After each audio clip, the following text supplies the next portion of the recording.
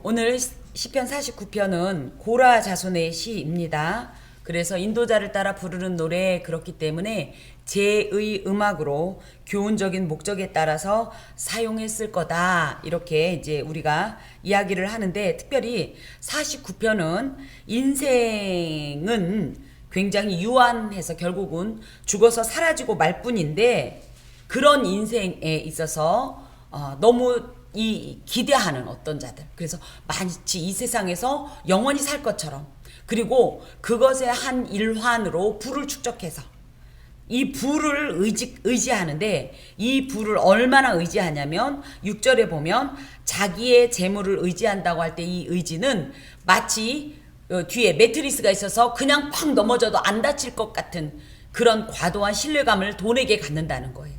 또 부유함을 자랑한다 할 때, 자랑한다라는 것은 우리가 보통 신앙인들은 누구의 이름을 자랑할까요? 하나님의 이름, 예수의 이름을 자랑하듯이 이들은 자기의 돈 자랑을 하는데, 이 자랑은 원어상으로 어떤 의미냐면 할랄, 그래서 찬송한다, 경배한다, 신격화한다, 이런 뜻입니다. 그렇게 하고 사는 사람들에게 야야, 이건 지극히 일시적인 거야. 이 땅에서만 통하는 일이지 이 돈을 갖고 무덤까지 갈 수도 없고, 또 한 가지 뭐예요? 이 돈이 계속적으로 이제 이 7절부터 보면 그 생명을 속전할 수가 없어. 그 생명을 속량할 수가 없어. 왜냐하면 생명이 값은 천하보다도 더 귀하기 때문에 네가 제 아무리 많은 부를 가졌어도 이 생명을 속량할 수 있는 값에 미치지 못하기 때문이야. 이런 교훈을 계속적으로 주면서, 그래서 그러려면 어떻게 해야 되냐라는 내용들을 이제 교훈할 때 어떻게 해야 되냐, 오직 하나님만을 의지할 때 영원한 생명을 얻고 또 우리가 영원한 이런 행복을 보장받는다, 이런 교훈을 하면서 주로 이 시는 가까운 친척의 장례식에서 많이 이 암송이 되었던 시입니다. 자, 그래서 그 내용들 가운데 특히 12절에 보니까 사람은 존귀하나 장구하지 못하며 멸망하는 짐승 같도다. 이 사실을 모르는 사람은 겉으로는 사람인 것 같지만 사실은 어떤 존재냐? 예, 멸망하는 짐승이란 얘기는 지혜도 없고 진리에 대한 분별도 없고, 그러면서 뭐예요? 알려줘도 못 알아듣는다는 얘기예요. 그러니까 뭐예요? 결국은 짐승이 죽는 거와 일반으로 그런 죽음을 당할 수밖에 없는 존재다. 안타까워하면서 이런 내용을 이야기합니다. 이제 13절부터 봅시다. 자, 이것이 바로 어리석은 자들의 길이며 그들의 말을 기뻐하는 자들의 종말이로다.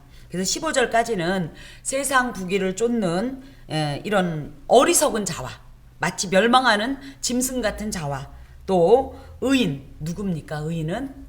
의인은 누굴까요? 맞습니다. 우리가 의인 그러면 어떻게 생각해요? 우리가 의로운 행동을 하는 사람. 그런데 그 근본에는 뭐가 있어야 돼요? 우리도 적절히 나쁜 짓 하고 싶을 때 있어요. 선생님, 집사님들은 없구나. 저는 약간 있어요. 그래서 제가 그걸 떨쳐내느라고 늘 애씁니다. 쉽게 얘기하면요, 얄미운 짓도 하고 싶어요. 새치기도 하고 싶고, 또 뭐예요? 욕도 하고 싶고. 그죠? 요즘 아주 그거 참느라고 몇 달 동안 제가 아주 입술에 경련을 일으킬 정도로, 뭔지 아시죠? 오늘도 오는데 한 분이 또 저의 마음을 또 자극하더라고요. 좌회전 차선에 있고 이쪽에서 직진 신호를 받고 있으면 속도가 어마어마하거든요. 왜냐면 파란 신호 전에 건너려고. 그런데 세상에 제 앞에서 갑자기 또 깜빡이도 없이 끼어들 때, 불과 몇 달 전에 저런 막 이랬는데 오늘은 이러면서 참았어요. 정말 힘들어요. 예, 그런데도 나를 감히 하나님 앞에 의인이라고 할 수 있어요? 죄가 이렇게 버글버글한데? 화가 나면 참지를 못하겠고 아닌 거라고 막 소리를 지르고 싶은데. 그런데 어떤 사람이 의인이냐면 지금 권사님 말씀하신 게 맞습니다. 하나님 믿는 사람이 의인이에요. 왜요? 그 사람은 계속적으로 하나님을 의식해요. 맞죠? 여러분도. 그래서 나 이거 하고 싶은데 누구 때문에? 하나님 때문에 못하는 거예요. 하나님 때문에 내 있는 걸 다 쏟고 싶어도 못하다 보니까 결과적으로는 자연스럽게 선을 행하게 되고, 하지만 이것이 하나님 앞에서는 그 결과에 상관없이 네가 나를 그렇게 철저히 의지하고 나를 믿는 그 믿음을 지키려고 노력했구나 라는 것 때문에 오히려 의인으로 인정함을 받게 되죠. 그래서 이 사람들을 의인이라고 할 때 이 둘은 정말 지금은 똑같이 달리는 것 같다는 거예요. 거꾸로 방금 전에도 얘기했듯이 사람이요 돈을 벌려면 어떻게 되냐면 굉장히 야가야 돼요. 그리고 피도 눈물도 없어야 돼요. 이 세상 가운데는 거의 그래요 지금. 그죠? 그래서 지금은 어때요? 막 승승장구하고 잘 나가는 것 같은 거예요. 그러니까 나도 저럴 수 있는데 차마 못하는 내가 멍청해 보이고 미련해 보이고, 그쵸? 그러면서 어떤 생각이 들어요? 응? 이렇게 살다가 어차피 죽는 거 똑같은데. 아니요. 이건 예수 안 믿는 사람들이 하는 얘기고요. 예수 믿는 사람은 나중에 보자. 우리나라 말에 무슨 말 있어요? 나중에 보자는 놈 치고 별일 없더라. 아니요. 이게 무서운 얘기예요. 언제? 이때는요 결코 돌아설 수도 없고 기회도 없는 그 절대적인 그 시간 속에서 보면요, 그때는 극명한 대조를 이룬다는 내용을 여기에 담고 있습니다. 자, 어리석은 자의 길이다 할 때 이 길은 뭐냐면요, 그냥 걷는 어떤 도로를 이야기하는 게 아니에요. 이게 삶의 태도고요, 그 전 존재의 어떤 의미라는 거예요. 사는 이유라는 거예요. 이것이 뭐요? 계속적으로 돈을 사랑하고 의지하고 돈을 자랑하고 찬송하고 그 돈만 있으면 된다고, 이 돈만 있으면 내 영혼까지 살 수 있다라고 이렇게 착각하는 것이 바로 어리석은 자들이 사는 이 삶의 어떤 방향이고 이 태도라는 거예요. 그리고 심지어 어떤 일이 있냐면, 이렇게 제잘난 맛에 사는 자가 자기 자랑을 하면 사람들은 어떻게 해야 돼요? 저건 아니야, 저렇게 하면 안 돼 라고 분별을 해야 되는데 어때요? 대부분의 사람들은 여기 보잖아요. 그들의 말을 기뻐하는 자들. 그래서 뭐예요?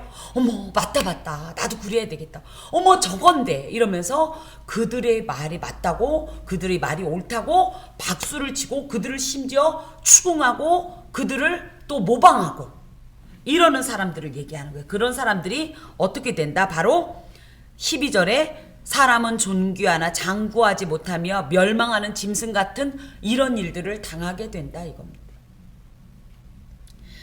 자, 그들은 양같이 소홀해 두기로 작정되었으니 사망이 그들의 목자일 것이다.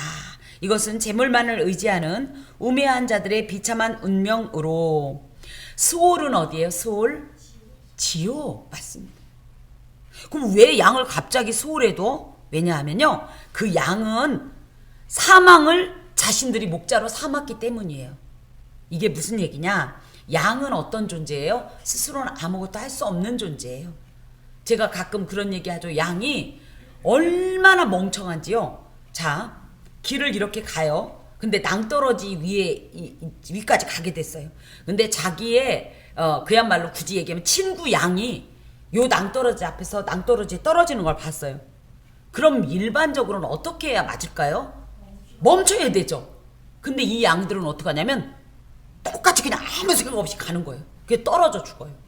또 이 양들이 우리가 볼 때는 뭐 아름답게 묘사되어 있지만요, 염소가 왜 필요한지, 그들이 농사를 지을 때 유목을 할 때 이 양들은 어떤 게 있냐면, 더우면요, 양털이 지금 얼마나 푹신푹신합니까? 더우면 어떻게 있어야 돼요? 서로 떨어져 있어야 되는데 어떻게 하냐면 더우면 지들끼리 뭉쳐. 그래서 그 찌른 그곳에서 지들끼리 더워서 막 울면서 더워 죽겠대, 뭉쳐가면서. 그럼 추우면 어떻게 해야 돼요?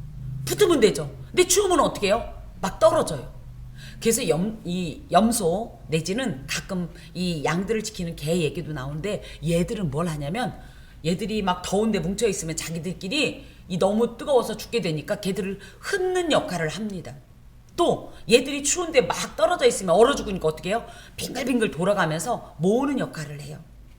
이 정도로 누군가가 도와주지 않으면 양들은 도무지 살 수가 없는 존재예요. 심지어 양들이 한번 이 목초지를 지나가고 나면 다시는 거기에 풀이 안 날 정도래요. 왜요? 보통은 다음에 먹을 걸 생각해서 적당히 먹고 움직이는데요, 이 양들은 뿌리까지 다 뜯어서 다 캐먹는데요. 예, 그래서 목자가 이렇게 보니까 양들이 어느 정도 먹었어, 이제 조금 더 두면 뿌리까지 캐겠다, 그러면 다시 염소를 집어넣어서 염소나 개들을 막 강제로 이동시키는 이런 역할을 하거든요. 그래서 양들은 목자가 없으면 절대적으로 살 수 없는, 그래서 목자를 전적으로 의존하는 존재인데요, 이 양이 하필이면 지옥에 간 양이 있는데, 이 지옥에 간 양은 왜 그러냐? 하필이면 죽음, 사망, 멸망을 자기의 목자로 두었다. 그러니까 사망을 전적으로 의지했다, 이런 얘기. 죽는 것을, 멸망당하는 것을 전적으로 의지했다. 그 멸망당하는 사망의 실체가 뭐냐면 바로 돈이에요, 돈. 돈을 자신의 목자로 삼은 양은 지옥에 간다. 그게 여기 딱 그 내용입니다. 무섭죠. 다만 이제 조금 이따도 말씀드리겠지만 그렇다고 해서 성경이 돈을 전적으로 부정하는 건 아니에요. 그럼 하나님께서 복을 주신다 그러면 돈 빼고 다 주면 뭘 주실 수 있을까요?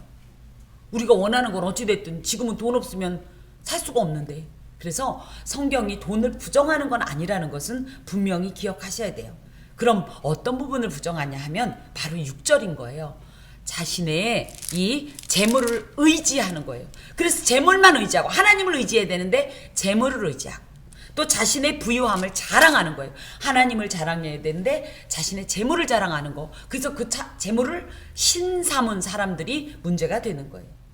그래서 하나님의 자리에 그 어떤 것을 넣은 모든 사람들은 바로 사람의 모양을 가진 것 같고 존귀한 자로 지음을 받았지만 결과적으로는 멸망하는 짐승과 같은 이런 운명을 이 자신들이 선택했다. 그러니 그러지 말라라는 교훈이 이 안에 있는 겁니다. 자, 그러면서 정직한 자들이 아침에 그들을 다스리리니 그들의 아름다움은 소멸하고 수월이 그들의 거처가 되리라. 그래서 정직한 자는 누구냐면요, 어찌됐든 부정한 방법으로 돈을 모으지 않은 자들도 있겠고, 한편으로는 하나님을 생각하여 하나님 때문에 어찌됐든 하나님을 의지하고 하나님을 자랑하던 사람들은 아침이라고 하는 것은 의인에게 주어진 어떤 아름다운 삶의 시작되는 순간이에요. 하루의 시작이 언제부터죠? 아침부터. 그 아침인데 이때가 언제일까요? 의인들에게 아름다운 삶이, 이제부터 행복한 삶이, 완전한 삶이 주어지는 그 순간은 언제일까요? 근데 이래요. 아이고 이 세상 다 끝났는데 그때서 뭐 그래봤자 무슨 소리세요? 이제부터 시작인 거 아세요? 네. 이 땅에서의 삶은요 그림자예요. 그림자. 앞으로 우리가 지낼 이 영원한 세상에 하나의 그림자에 불과해요. 그림자가 중요해요? 아니면 영원한 시간이 중요해요? 근데 대부분의 사람들은 뭐래요? 에이그 죽어서 뭐 그게 무슨 소용이 있어? 아니요. 예수 믿는 사람 어떻게 돼요? 이제 시작이다. 지금까지는 워밍업에 불과했다 이거예요. 워밍업에 불과했다. 이제부터 시작이라는 것은 참 무섭습니다. 심지어 이것이 영원이라는 것이 얼마나 무서운 거냐면요, 우리는 이 영원, 그러면 예수 믿는 사람들이기 때문에 천국을 상상하고 그래 우린 천국에서 영원히, 그렇지만 반대 입장에 생각해봐요. 예수 믿지 않고 스올에 간 자들, 지옥에 간 자들은 이제부터 시작이다가 뭐예요? 이게 영원이에요. 영원한 행복, 영원한 일을 얼마나 갈아가지고 오죽하면 바깥 어두운 데서 슬피 울며 일을 간다. 일을 가는 게 뭔 줄 아세요? 분해서 일을 가는 것도 있겠지만 한편으로 뭔 줄 아세요? 너무 아파서, 너무 고통스러워서 일을 바닥바닥 갈아도 그 생활이 안 끝나는 그 시간이요. 이게 진짜 무서운 시간이에요. 근데 예수 믿는 이들에게 이게 아침이 되는 거예요. 본격적인 시작 지점이 되는 거예요. 행복의 시작점. 영원하고 정말 완전한 안식의 시작점이 요때예요. 그래서 요때 어떤 일이 있어요? 그들을 다스린다라는 표현은 그들에게 어떻게 보면 우리가 그들을 막 실제로 다스린다 이것은 아니지만 그들보다 우리가 훨씬 더 높은 지위와, 그죠? 근데 사실은 뭐 만날 일도 없겠지만, 그래서 지금은 마치 그들에게 억눌린 것 같죠. 그쵸? 돈 있는 사람이 위에 있는 것 같고, 그런 사람이 힘이 더 센 것 같고, 더 능력 있는 것 같고, 권세 있는 것 같아서 그들 아래 압제당했다면 이게 상황이 역전된다는 얘기예요. 그러니 지금 현재 너무 없는 것에 너무 고통하지 마세요. 물론 많이 불편해져. 많이 불편하죠. 그쵸? 재물이 없으니까 많이 불편하고요.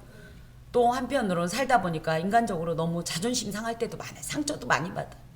뭐 예수 믿으면 뭐 배 안 고파요?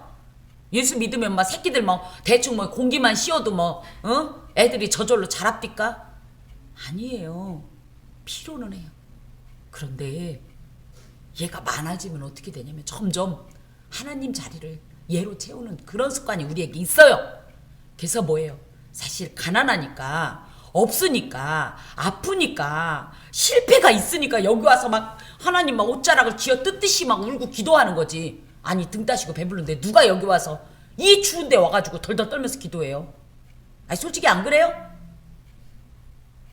안 그러냐고요. 안 아픈데. 아, 몸도 건강해. 막 몸도 건강해. 그죠? 먹을 거 지천에 쌓여서 몸도 건강해. 속썩이는 누구도 없어. 그런데 뭘 그렇게 와서 울어요? 울 일 있어요? 아니, 솔직히 안 그러냐고요. 그래서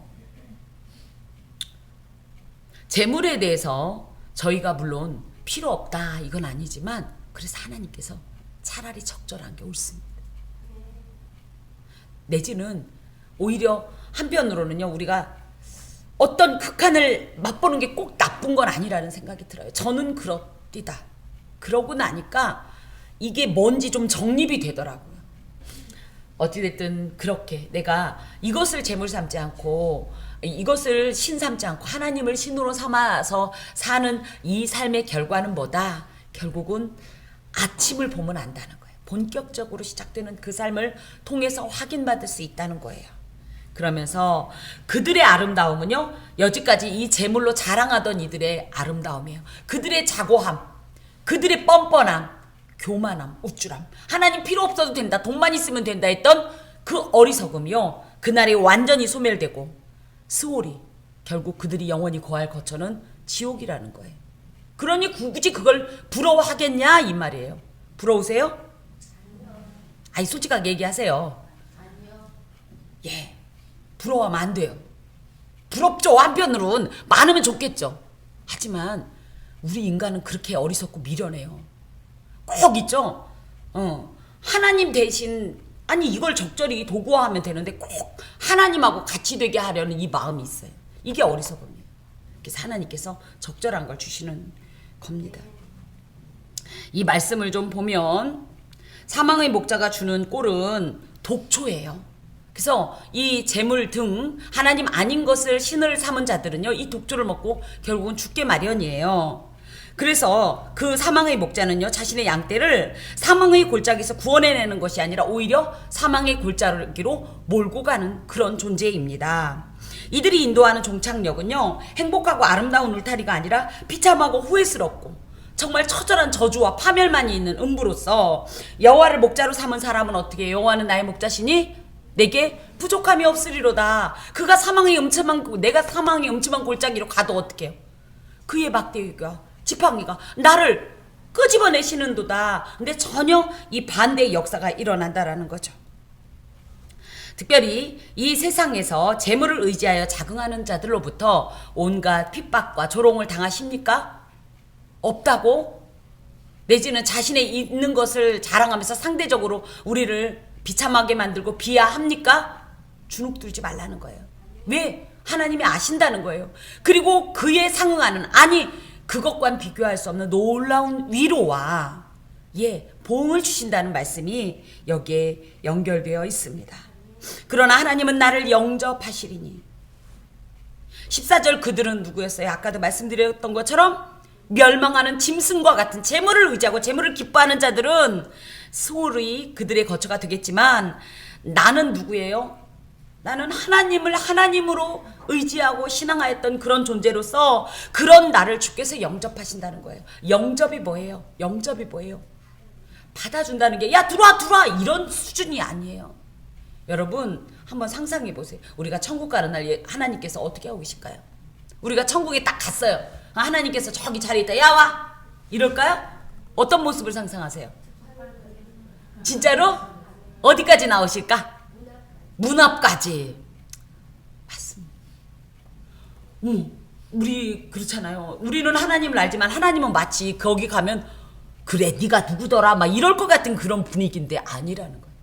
한 사람 한 사람을 목자가 그 양의 이름을 하나하나 불러가면서 그 우리에 넣는 그런 모습으로 이렇게 하고 어휴 빨리 와라 어서 와라 이렇게 영접해 주신다. 이 기쁨이 있는데, 그쵸? 이러므로 내 영혼을 스올의 권세에서 건져내시리로다. 당연히 하나님 편에 가니까 스올은 나와는 무관한 곳이 되겠지요. 이것은 우매한 자들과 구분되는 지혜로운 자들 가운데 하나인 자신의 미래의 운명으로서 하나님을 의뢰한 자들의 영광스러운 미래라는 거예요. 여러분 그것을 확신하십니까? 예. 확신한다면 약해지지 맙시다. 우리 흔들리지 맙시다. 그래서 여기 보니까 셀라 이렇게 되는 게 막 너무 이 생각을 하니까 막 가슴이 벅차가지고. 자, 사람이 치부하여 그의 집에 영광이 더할 때에 너는 두려워하지 말라. 자, 사람이 치부했다 이거 자랑한다는 소리야. 자랑한다. 자기 스스로를 막 높이고 야 이것 좀 봐 막 이렇게 거들먹거리고. 그럴 때 어떻게 해라? 어? 너는 그것 때문에 괜히 위축되거나 주눅 들지 말라. 세상 부귀를 쫓는 자가 번향하고 형통한다 할지라도 그들에게 그들 앞에서 괜히 굽신거리지도 말라. 근데 굽신거리진 않아도 어떤 마음이 있어요? 괜히 어머 대단해 보이고 부럽다 못해 배 아프고 그러다가 이제 나중에 어디까지 발전해요? 근데 난 왜 안 줘요? 여기까지 발전하지 말라. 뭐 곧 죽을 아니 누구 말 맞다나 지난주에도 그랬지만 이 돼지가 점심 잘 먹고 도축장에 끌려갈 건데 그 돼지가 잘 먹고 사는 게 부러워요? 똑같다는 거예요. 지금 그 얘기예요. 그게 부럽냐 이거예요. 이 사람이 이렇게 여기서 이러고 있다가 곧 지옥 갈 건데 너 그거 부럽냐? 부러워하지 마. 그가 죽음에 가져가는 것이 없고 아주 정확하죠. 그의 영광이 그를 따라 내려가지 못하면 그의 영광은 여기서 돈 많으니까 사람들이 얼마나 대우받아요. 가면 막 90도로 하고 막 누구님 막 이랬던 이 영광이요. 그의 무덤까지 따라가지 못해요. 그리고 그의 본격적으로 시작되는 내세의 삶에 영향을 절대 미치지 못해요. 그 얘기입니다.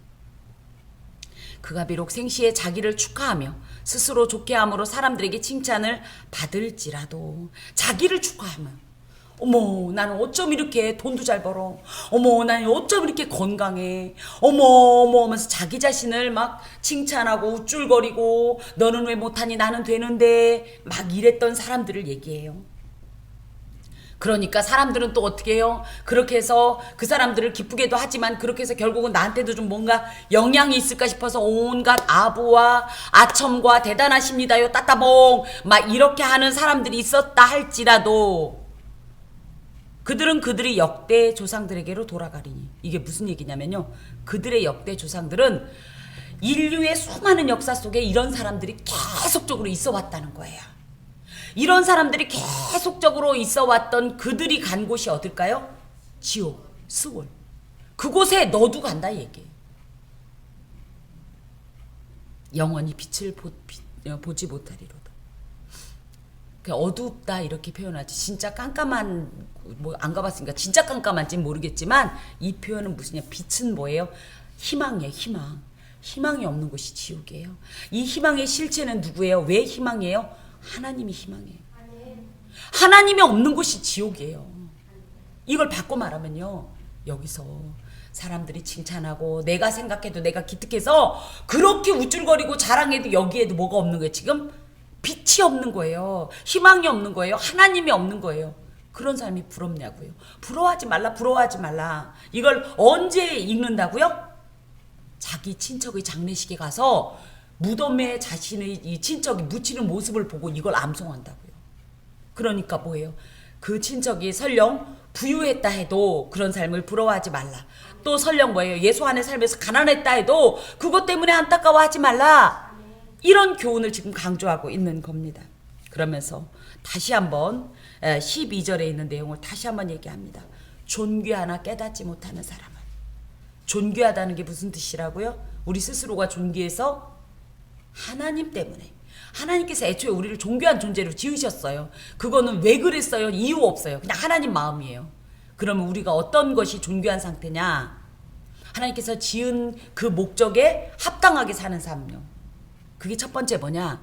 하나님이 당신의 형상을 빌려준 이유가 뭐예요? 교제하자고. 하나님하고 대화하자고. 무슨 얘기인지 아시겠어요? 이런 삶을 사는 사람들이 진짜 존귀한 존재로서 사는 거예요. 또 하나님께서 이 땅을 다스리시지만 저희를 굳이 대리 통치자로 세워주셨어요. 그래서 하나님께 위임받은 이 통치권을 갖고 이 땅을 잘 다스린 사람들이 사실은 진정한 인간으로서의 존엄성을 가진 자들이에요. 그런데 그걸 알지 못하고 그래서 뭐예요? 존귀한 존재로 지음받았구만 존귀한 행동을 하지 않아요. 그 대표적인 것이 뭐예요? 하나님이 없는 사람. 하나님하고 교제 안 하는 사람. 이런 사람은 모양은 꼭 사람 같은데 그 실체는 뭐다? 멸망하는 짐승이다. 이걸 극단적으로 말하면 이 세상에는요, 사람과 멸망하는 짐승이 있는 거예요. 존귀한 사람과 멸망하는 짐승. 참 무섭죠? 성경을 너무 극단으로 보지 않으려고 굉장히 신학자들이 말을 가리는 거 아세요? 그래서 예전에는 예수 천국 불신지옥 막 이러면 아멘. 그런데 요즘은 그런 거 하면 기분 나쁘다고 막 교회에서도 그런 표현을 잘 안 하려고 해요. 너무 극단적으로 말하지 말자. 그렇지만 사실은 성경에서 얘기하는 내용 보면요, 아리까리한 거 없어요. 성경이 가장 노골적이고 원색적이에요. 그렇지 않나요?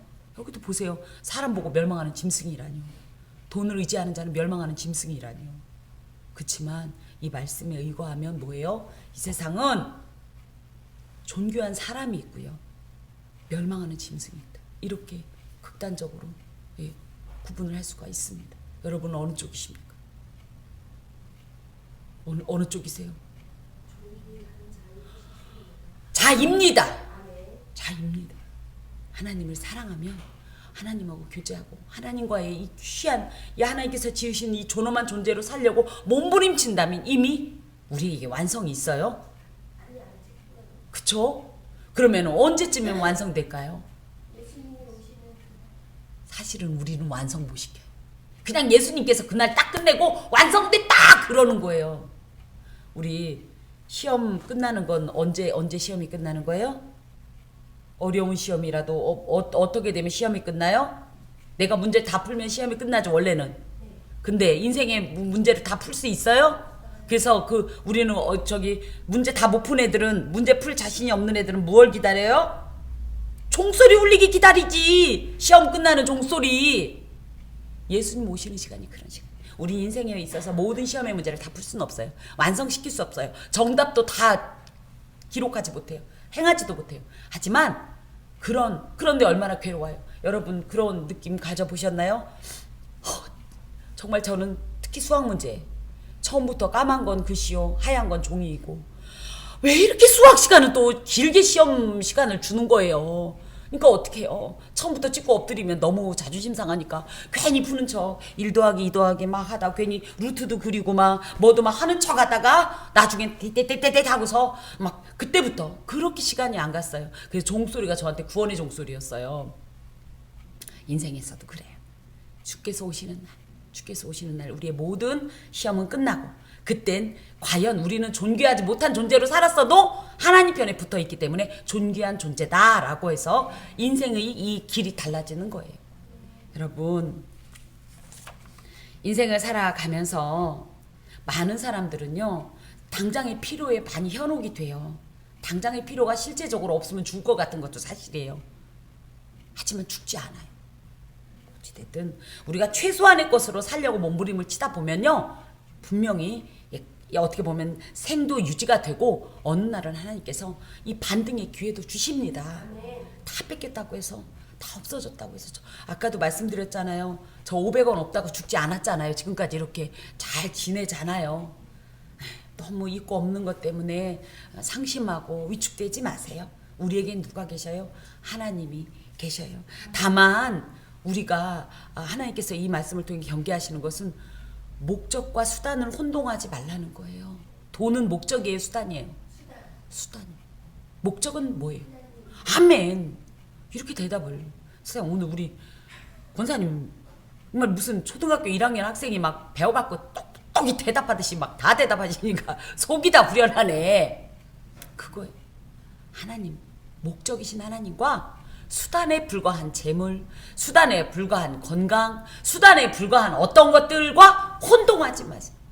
중요한 건 뭐예요? 목적을 놓치지 않으면 되는 거예요. 목적을 놓치지 않으면 되는 거예요. 이걸 잃지 않으면 되는 거예요. 여기서 실족하지 않으면 되는 거예요. 이탈하지 않으면 되는 거예요. 오늘도 수많은 수단들이 우리를 미혹하고 우리를 넘어지게 하고 자꾸 흔들 겁니다. 이 수단이 없으면 죽을 것 같이, 이 수단이 없으면 망한 것 같이, 모든 것이 끝난 것 같이. 하지만 목적이신 하나님이 계신 한 우린 어느 곳에서든지 빛을 보게 될 것입니다. 그 빛이 있는 한 우리는 결코 실망하거나 낭망하지 않아도 됩니다. 기도하겠습니다. 주님 감사합니다. 분명히 우리는 하나님을 신앙하는 자들이지만 우리도 육신에 여러 가지 필요가 있나이다. 그래서 하나님께서 다양한 것으로 공급해 주시지만 때로는 이것들 때문에 우는 일이 많습니다. 사실 목적이신 하나님의 일로 울기보다는 수단인 그 무엇으로 우는 우리에게 다시 한번 경종의 음성을 주셔서 감사합니다. 하나님, 목적 때문에 울게 하시고 목적 때문에 애가 타게 하옵소서. 하나님 때문에 기도하게 하시고 하나님 때문에 하나님을 향한 나의 마음이 미워서 하나님을 향한 나의 미움이 하나님 앞에 너무 죄스러워서 울지언정 수단 때문에 울고 불고 이 수단이 없어서 죽을 것 같다고 이야기하지 않도록 우리의 신앙을 재정비하여 주시고 우리의 시각을 다시 한번 굳게 하여 주셔서 영원하신 하나님만 바라보고 주님만 의지하고 주님만 자랑하며 사는 삶 될 수 있도록 도와주시옵소서. 오늘도 교훈의 말씀 주셨사오니 이것이 일월에 불과하고 머리에 하나의 지식으로 쌓이지 말게 하여 주시고 우리의 걸음 가운데 마치 인장처럼 한 발자국 한 발자국 그대로 찍혀가면서 나의 목적은 하나님임을, 그 외의 모든 것은 수단임을 각인시키게 하시고 나도 그 길을 그렇게 고백대로 걷게 하여 주시옵소서. 감사하고 예수 그리스도의 이름으로 기도하오며 주 예수 그리스도의 은혜와 하나님의 사랑과 성령의 교통하심이 수단에 현혹되지 않냐고 목적 되신 하나님만 믿고 의지하기로 결단하는 사랑하는 함께하는 교회의 모든 권속과 그 삶에 영원토록 함께하옵시기를 간절히 축원하옵나이다. 아멘.